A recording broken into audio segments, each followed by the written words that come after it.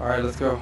I didn't even want to talk to you guys. They told me you have to talk to the press. Like, all right, let's do it. This troop was changing and allies acting for clarity. What was your message today? Well, no, guys, first of all, the United States has global commitments for our military. So we are constantly reevaluating where we're positioning forces. And since the first day of this administration, the Department of War has been working on that, and that's known to our allies. I think, what's happening now is that any decision that's announced or made is viewed through the broader context of some of the, the frictions that we've had in recent months. But at the end of the day, I think it's well understood in the alliance that the United States troop presence in Europe is going to be adjusted. That work was already ongoing, and it's been done in coordination with our allies. I'm not saying they're going to be thrilled about it, but they certainly are aware of it. We have obligations in the Indo-Pacific, we have obligations in the Middle East, we have obligations in the Western Hemisphere. So this has been an ongoing process. It shouldn't be a surprise to anybody. Mr. Secretary, did you discuss the NATO force model today? It didn't come up in directly in our. But again, it ties back to the same conversation, and that is, in a moment of conflict, where can everybody commit? And that decision, I think there's going to be some announcements on it later today in regards, if it hasn't come out already, in the next few days, and it'll be a collective product. I mean, they've been working it through the internal systems of NATO in terms of the force postures of what we would be able to supply along with others. Every country has to constantly reevaluate what their needs are, what their commitments are around the world, and how to properly structure that. Mr. Secretary, the Iranian. What? Do you think it's a case for the US to reduce its contributions to the force? Well, I'll let the folks in the Department of War and over at NATO make those announcements. But this is not a decision that was made on the back of a napkin. I mean, this has been an ongoing process involving other countries as well and the contributions they can make. It's not just our force posture, it's what other countries can contribute as well to come up with something that works for NATO and that's realistic and that allows us to force posture, for example, in a true front conflict. So, but again, this is all technical work that's being done by military people. These are not political decisions. Mr. Secretary, have you I'm made... sorry? Are you from Sweden? Yes. Okay, you have a great country. This is a great country. This is a beautiful place. Wow. Thank you. I wish you were here longer. And they keep apologizing to me for the weather. There's nothing wrong with this weather. Miami's 95 degrees with mosquitoes and humidity this time of year. That's all right. We could walk. Yeah, but your sunrises are way too early. It's like 3:45 and the sun is up. What's wrong with these people? It's not your fault. Go ahead. About the weather, what are you going to report back to President Trump from your impressions of the Helsingborg meeting? And also, have you got anything reassuring to say about the support for Ukraine that Sweden fear might be fading? Well, I mean, Ukraine's getting more support than they ever have through the Pearl program that the United States continues to be involved in. There's been no changes made to that program. Look, my job here today was to come and set the stage for what will hopefully be a successful leaders meeting in Ankara in about 6 weeks.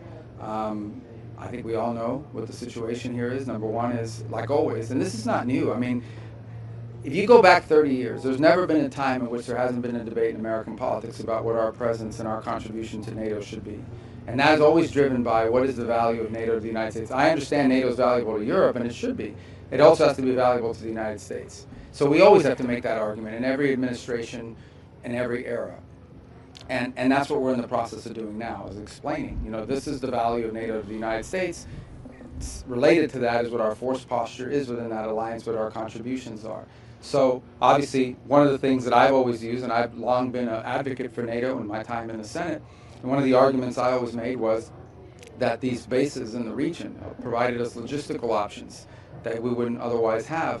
And when some of those bases are denied to you during a conflict that we're involved in, then you question whether that value is still there. So that's going to have to be discussed. There's no doubt about it. I think there's also going to have to be some focus on how, a year after the meeting at The Hague, how much progress has been made in terms of the increased contributions. There are some countries that have doubled their defense spending over the last few years. There are others that are still lagging. In the end, the goal is to have a NATO that is strong, and the stronger our NATO allies are, the stronger NATO is going to be. Have you made progress today, sir, with the allies on getting the Strait of Hormuz fully back up and running? No, I would be pretty ambitious to be able to open the straits at this meeting here today, but I can tell you that what I hope there is, this is what I hope for, and this is the point I made, is we all would love to see an agreement with Iran in which the straits are open and they abandon their nuclear ambitions and so forth, their nuclear weapons ambitions. That's what we would all hope for, and that's what we're going to continue to work on, and that's what work is ongoing even as I speak to you now in that regard. But we also have to have a plan B. And plan B is, what if Iran refuses to open the Straits? What if Iran decides we refuse to open the Straits, we're going to own the Straits, and we're going to charge tolls for it? Okay, at that point, something has to be done about it. And I would argue that there are countries represented here today that are more deeply impacted by this than even the United States is. So all I'm saying, and I've said, and I think this has been reiterated by others, there are other countries that agree with me on this, is that we have to start thinking about, what do we do if a few weeks from now Iran decides we don't care, we're going to keep the Straits closed, we're going to sink any ship that doesn't listen to us or doesn't pay us. Then someone's going to have to do something about it. Okay, they're not just going to voluntarily reopen the Straits in that scenario. So we have to start thinking about it. I raised that point today. I got a lot of nods. I got a lot of people that came up to me afterwards and acknowledged it. But we don't have an announcement for you today in terms of something that's happening. I know there's a plan in place for what to do if the shooting stops. It's what the French-UK initiative talks about when the conditions are set. Well, what they mean by when the conditions are set is when no one is shooting. And but we have to have a plan B for if someone is shooting. You know, how do you reopen the Straits? And so I made that point today. I don't know if that would be a NATO mission necessarily, but it would certainly be NATO countries that can contribute to it. Secretary of Canada or of European partners with regard to reopening the Strait today? Anything that they can? No concrete ask today. I mean, that's not what the purpose of this meeting was. But I raised the point I just made a second ago, and that is that at some point, you know, ideally they open the Straits. You still, if let's say Iran decides to open the Straits and say, okay, we're not going to shoot at people anymore, someone's still going to have to go in and reduce these mines. And some of these countries have a lot of minesweepers, so they could play a key role. And I think that's the utility of the UK-French mechanism that they've set up. But I'm saying plan B needs to be, what if Iran says, no, we refuse to open the Straits? Then someone's going to have to go in and do something about it. That doesn't mean we couldn't do it. We could. The United States could do it. But there are countries that have expressed an interest in potentially being a part of something like that if, in fact, we get to that point. We don't need their help, but they're willing to do it. And I think we should take them up on it if they are.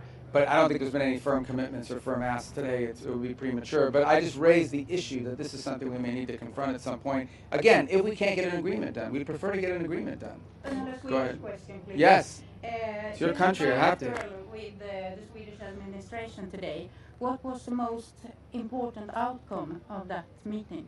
With your administration here? Yes. Oh, first of all, I told them what I told you. They did a great job of hosting this, and they've been a model ally, really a tremendous addition to NATO. Beyond that, we are cooperating. We have for a long time cooperated on issues of technology and so forth. As an example, Ericsson's a very important company.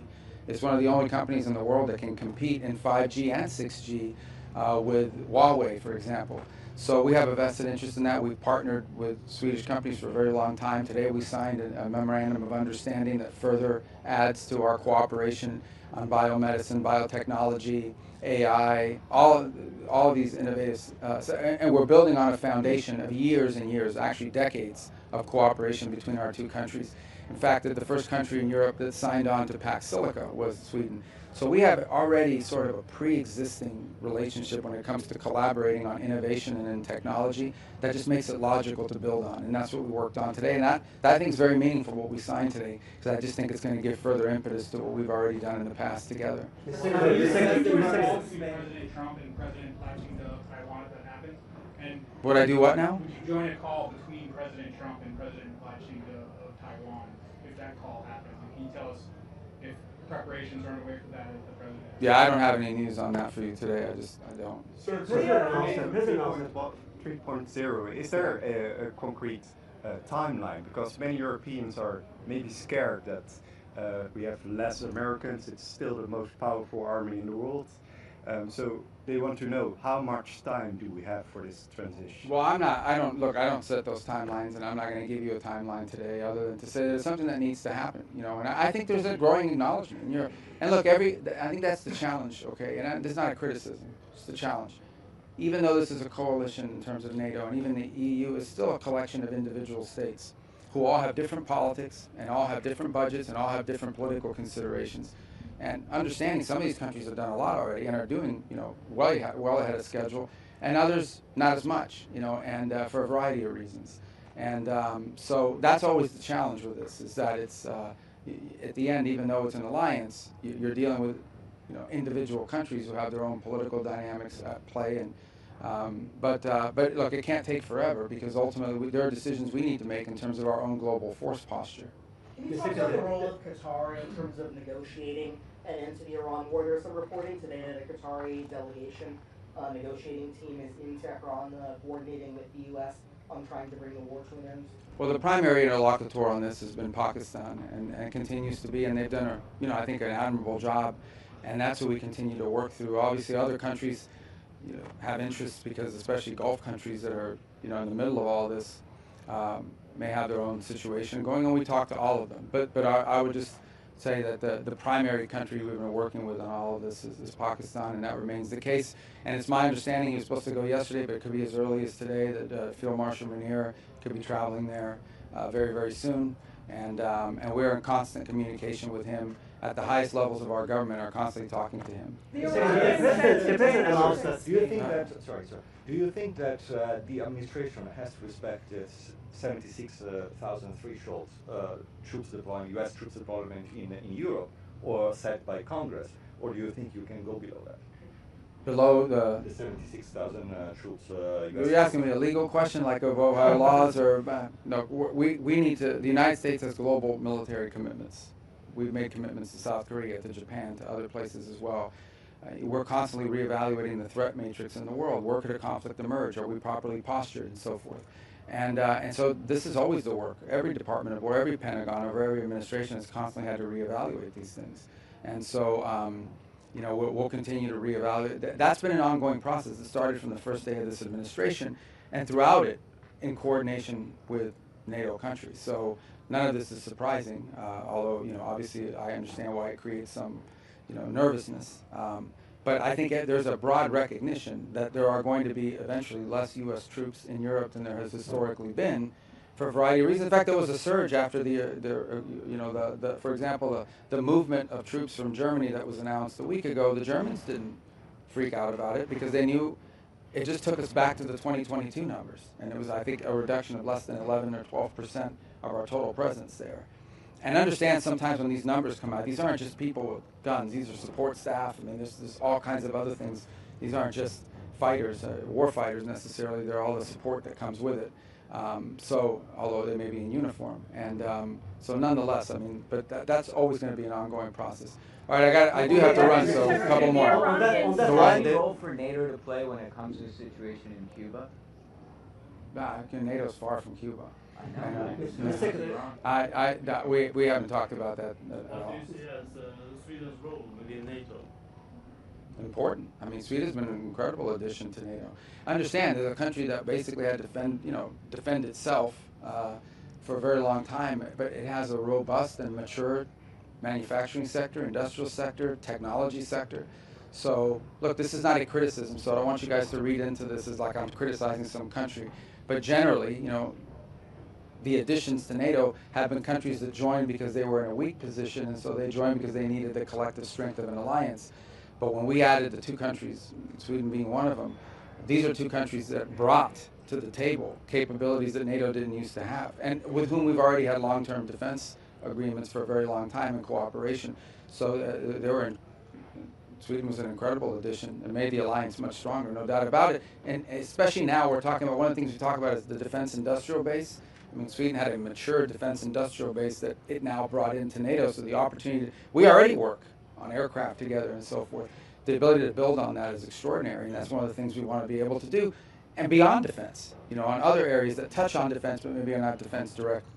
You may Mr. Secretary, that Did you get a question? On the bottom. I know, but this guy's greedy. All right, this is my last one. I apologize. I got to fly to India. Go ahead. Greenland and the Arctic. Have you been discussing that? We had an Arctic. Well, we didn't discuss Greenland today, but we had an Arctic meeting today of the 7 countries, and very positive. We'll have a joint statement. I don't know if it's out yet. It should be out in a moment. And I think there's a growing. Although this is an effort that's pre-existed, I think there's a growing commitment to make it a regular part of our engagements as NATO is to focus on Arctic security for obvious reasons.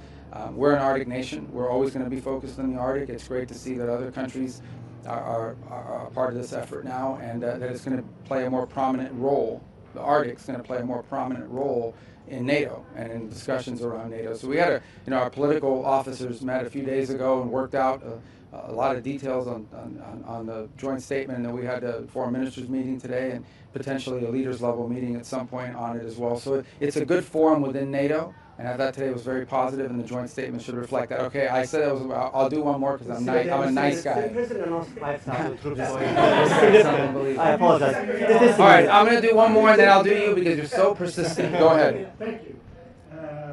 Have the peace negotiations under American leadership in Ukraine stalled? Do you think Europeans... Yeah, the peace negotiations on Ukraine under American leadership, let me just say, we got involved, okay, because we were told we were the only ones that could do it. We were the only ones that the Russians and the Ukrainians would talk to. So we got involved. They were not fruitful, unfortunately. That's the play. We stand ready to continue to play that role, despite leaks that are not true, despite stories out there about us forcing the Ukrainians to take this position or that position, which are not true. If we see an opportunity to pull together talks that are productive, not counterproductive, and that have the chance to be fruitful, we're prepared to play that role. There are no such talks occurring at this time.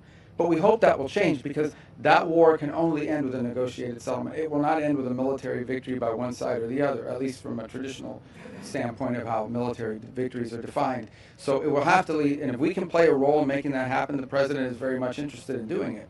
We just, the last few months, just sort of sensed that there wasn't a lot of progress being made, but maybe dynamics will change, and if they do, we stand ready to play whatever constructive role we can play. If someone else would like to handle it, they should. But it doesn't appear to be anybody else in the world right now that can handle it. So we're more than happy to do that if the opportunity presents itself to have constructive and productive talks. We're also not interested in getting involved in an endless cycle of meetings that lead to nothing. Okay. Very quickly, yeah, appreciate that. Very quickly. And then I gotta go. The president said that 5,000 troops will be going to Poland. Can you just clarify where will they be coming from? And separately, they'll be coming from America. They're Americans. And you mean specifically where? I'll leave the details on that to the Department of War to announce how these. 5 additional. Yeah, but in fairness, I'll leave it to the Pentagon to tell you the specifics of how logistically that's going to work. That's not my place to answer. Let me ask you something you can respond. Can I get your reaction to recent increasing Russian campaign targeting Baltic countries? Well, it's concerning. I mean, you always worry about escalation, right? You always worry about that. We understand, these countries feel threatened by it, obviously, for obvious reasons. So it's a concerning thing because you always worry that something like that can spark into something bigger. And that's always a possibility. And so we're concerned about it. We're watching it carefully. We're obviously engaged with our allies in NATO on that regard in terms of what's happening, and we keep up to date. But the underlying response to your question is we're concerned about it because we don't want it to lead to some broader conflict that can really lead to something far worse. The Iranians today said, Mr. Secretary, that there's some forward movement. I said the same thing. I can't believe I said the same thing that the Iranians did. There's been some progress. I wouldn't exaggerate it. I wouldn't diminish it. There's more work to be done, but look, yeah, there's been some, and that's a good sign. I'm glad they said that. We're not there yet. I hope we get there. The president would prefer to do a good deal. But is you asked me if I'm optimistic. I don't characterize it as optimistic or pessimistic. We're going to respond based on the facts as we see them and as they emerge. So what the president has outlined as his priorities are clear. Iran can never have a nuclear weapon. The issue of highly enriched uranium has to be discussed, its disposition has to be dealt with. And of course the issue of future enrichment has to be dealt with as well. Those are the core pillars of any sort of agreement in addition to opening the straits, of course. So I think there's been some progress, but we're not there yet. And hopefully that'll change. It may not. Honestly, it may not. We're dealing with a very difficult group of people. And if it doesn't change, then the president's been clear he has other options. He prefers the negotiated option and having a good deal. But he himself has expressed, concern that maybe that's not possible. But we're going to keep trying. I know our guys are still working on that very hard. So, all right, guys. Thank you. Thank you, sir. Thank you. U.S. traveling press, you've got to get out of here.